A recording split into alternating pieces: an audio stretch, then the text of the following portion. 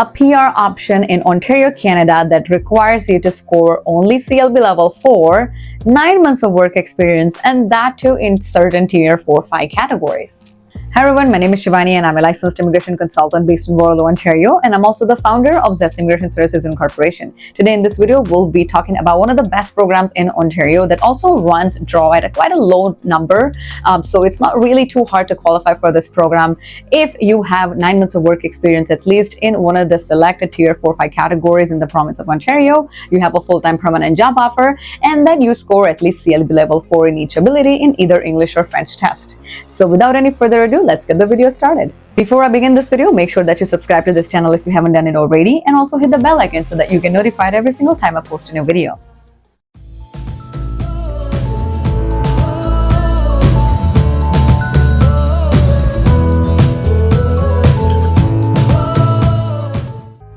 Apply for permanent residency in Ontario with tier 4 and 5 jobs. Yes, guys, you heard it right. And you only require 9 months of work experience in these tier categories, and English level is just CLB 4. Whether you work as a shipper and receiver, or in dry cleaning, laundry related occupations, or as a production worker, or as a machine tool operator, you're eligible for permanent residency in Ontario, Canada. It sounds amazing, right? So please watch this video till the end as it covers all the details on eligibility criteria and steps to apply in this PR program.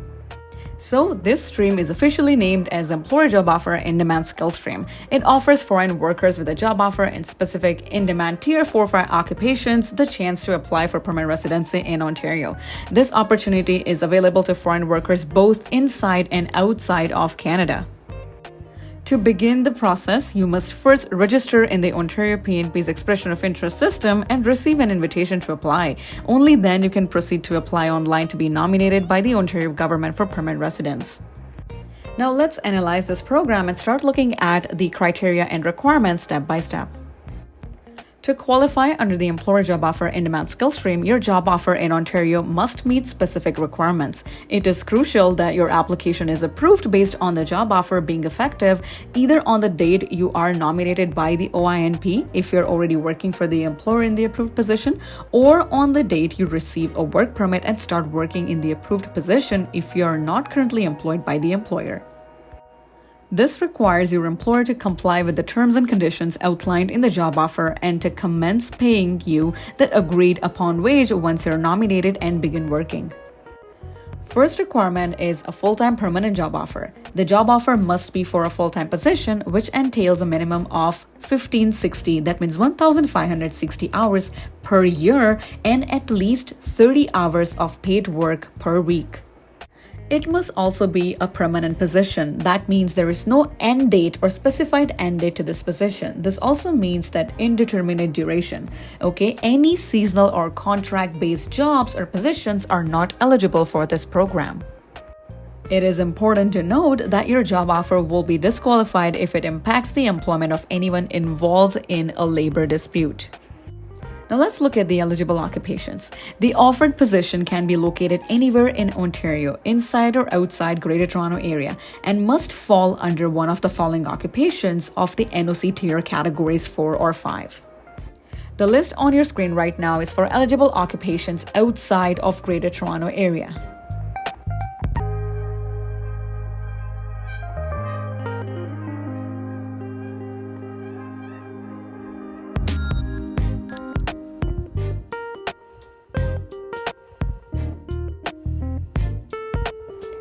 And the list that's visible on your screen right now is for inside Greater Toronto Area.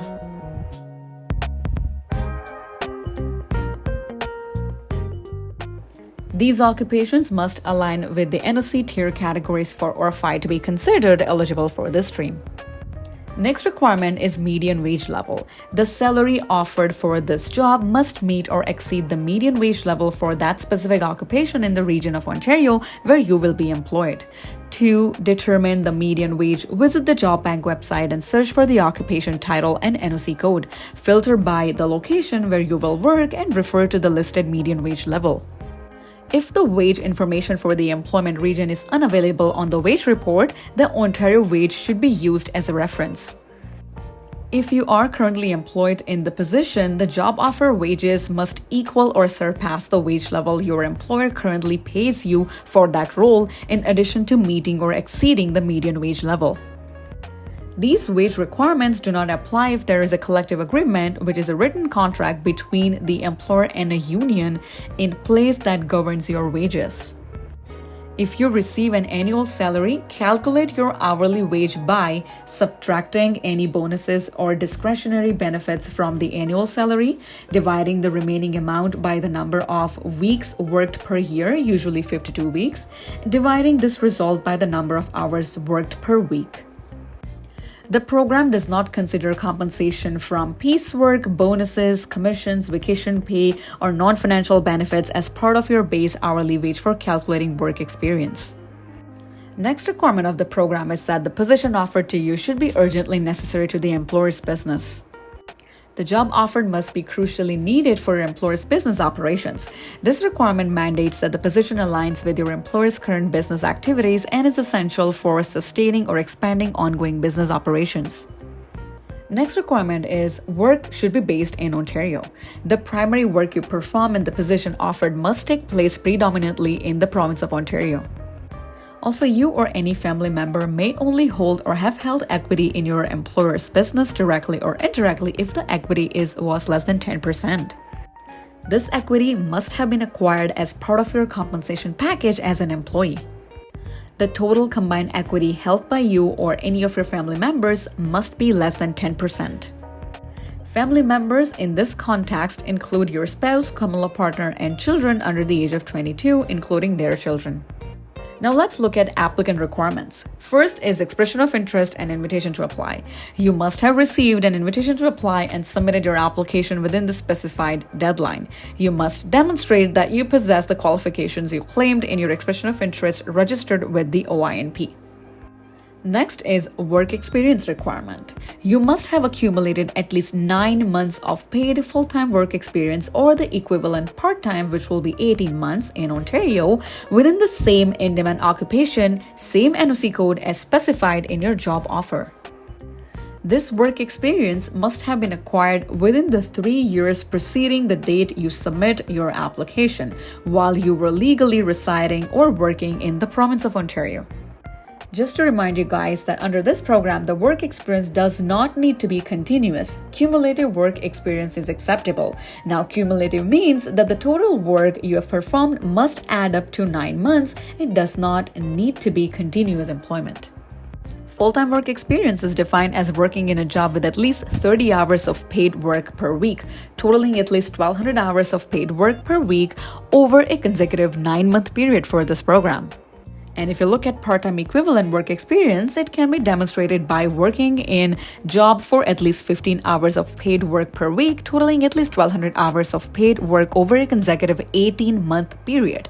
Working in more than one job, each with at least 30 hours of paid work per week, totaling at least 1,200 hours of paid work over a consecutive 9-month period is also acceptable. Please note that standard vacation periods, regular sick leave, and other typical paid leave as outlined in collective agreements, workplace legislation, or employer policies are not considered interruptions to full-time employment. However, extended leaves are deemed interruptions and should not be included in the calculation of work experience. If you are utilizing periods of self-employment to demonstrate work experience, you must provide verifiable employment documentation through third-party sources. This includes client reference letters detailing your responsibilities and work periods, along with evidence of payments made directly to you for the services rendered, such as invoices. It is essential that the hours worked during self-employment can be quantified to confirm your accumulated at least 1,200 hours over a 9-month employment period. The program does not accept reference letters from yourself, business partners, or family members for this purpose. Now, next requirement is valid license or other authorization. If your job offer is for an occupation in Ontario that requires a mandatory license or other authorization, you must hold a valid license or authorization from the relevant regulatory body in Ontario at the time of your application. For detailed information on licenses and authorizations in Ontario, please visit Ontario's Jobs and Employment website or the Skilled Trades Ontario website. Next is language requirements. You must demonstrate proficiency in either English or French at a CLB level 4 or higher. This proficiency must cover listening, reading, writing, and speaking. To verify your language skills, you need to take an approved English or French language test before submitting your application to the stream. The test must have been taken within 2 years prior to the application submission date, as all these tests are only valid for a 2-year period. Here are the English and French accepted tests. Next is education requirement. You must possess a Canadian secondary school or high school diploma or equivalent credential from another country. If you completed your education outside of Canada, you must obtain an educational credential assessment, also known as ECA report, to verify that your education is equivalent to a Canadian high school diploma. The ECA must be conducted by one of the following designated organizations recognized by the IRCC. I hope you're able to see all these agencies' names on your screen right now. Each organization has its own fee structure and processing times. You should visit the website of each ECA organization to choose the one that suits your needs best. When submitting your online application, you must provide the OINP with an electronic copy of your ECA report. The report must not be older than 5 years at the time you submit your application. Now you're also required to authorize Ontario government. Now, in order to authorize the OINP to access your ECA results, follow these steps based on the organization that completed your assessment. The steps are on your screen right now, so please take some time to read them.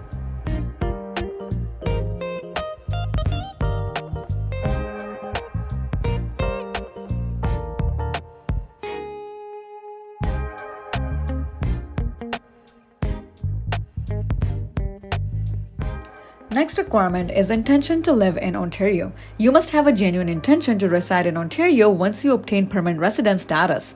This is assessed based on your ties to Ontario, which may include currently working or having previously worked in Ontario, receiving job offers, applying for jobs or attending interviews in Ontario, studying in Ontario, volunteering in Ontario, leasing or owning property in Ontario, regularly visiting Ontario, or having professional networks, affiliations, family ties, or personal relationships in Ontario.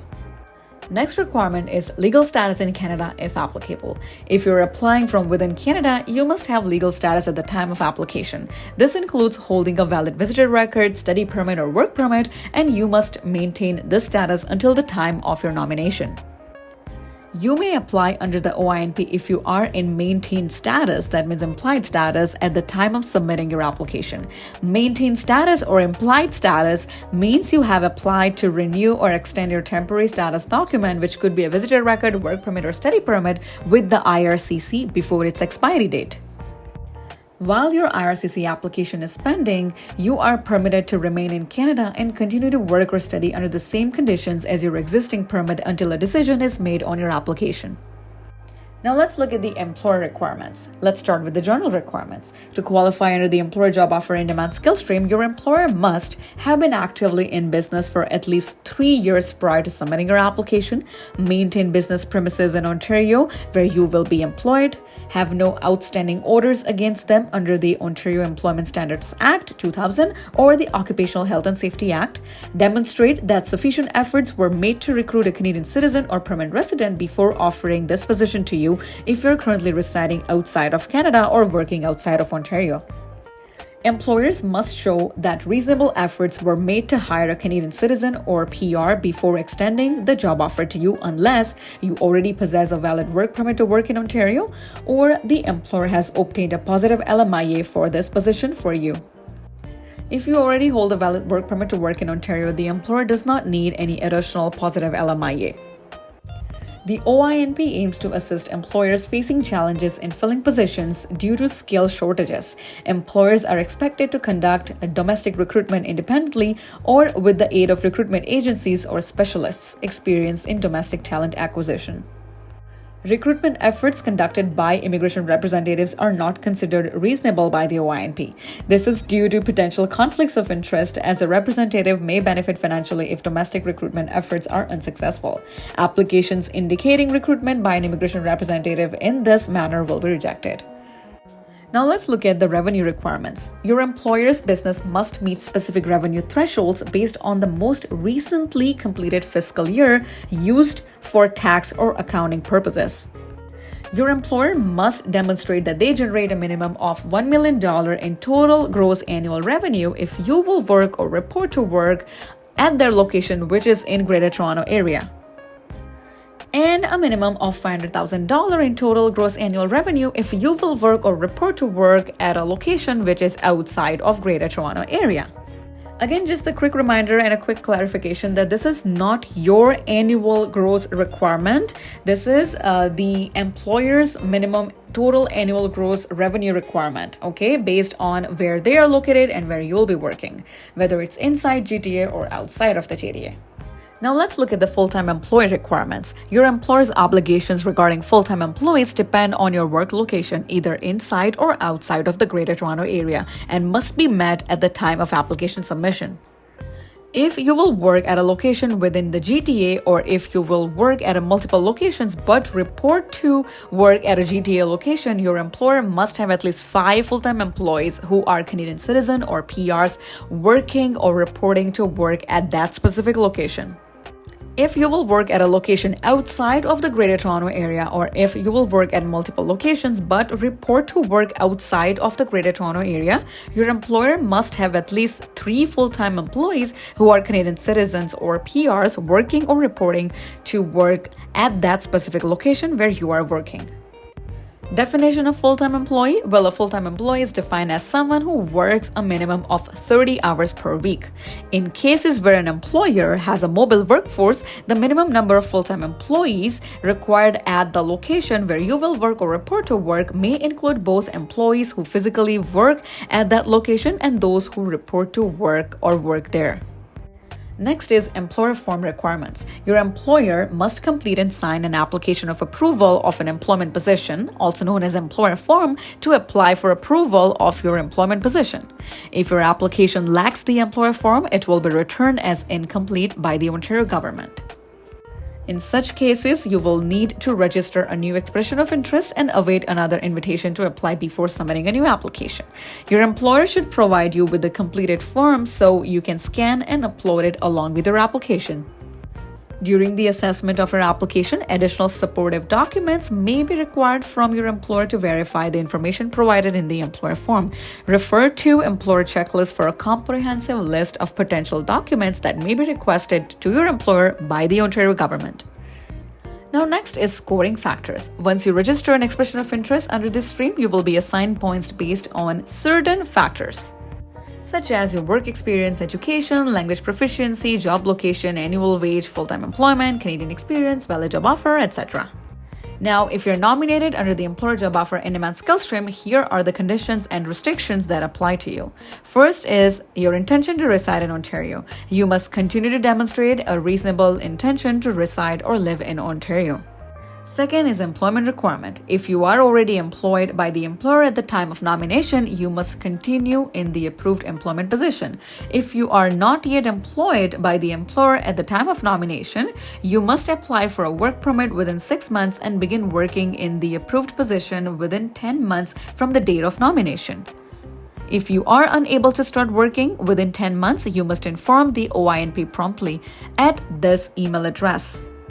Number 3 is consistency in employment. Throughout the nomination period until you receive permanent residence, the terms of your employment must remain consistent. This includes your employer, the position, title and duties, wage, hours of work, and work location. Fourth is notification of changes. You must notify the Ontario government or the OINP immediately in writing if there are any changes in nature of your employment, including changes to the terms mentioned before. Contact them at this email address for any updates or changes. Upon successful nomination, you will receive several documents by email, including a nomination approval letter, a work permit support letter if applicable, and a nomination certificate. It is crucial to adhere to these conditions to maintain your eligibility for permanent residence through the OINP. So I really hope you enjoyed this video. If you did, then please do not forget to like, share, and subscribe, and also hit the bell icon so that you get notified every single time I post a new video. If you wish to discuss your case or if you wish to discuss your immigration options in Canada, then feel free to contact us at www.zestcanada.ca or simply go to the description box of this video and click the link to book an appointment with me or to book a case assessment with me. I'll be more than happy to assist you guys. All the very best for your future and see you guys next time.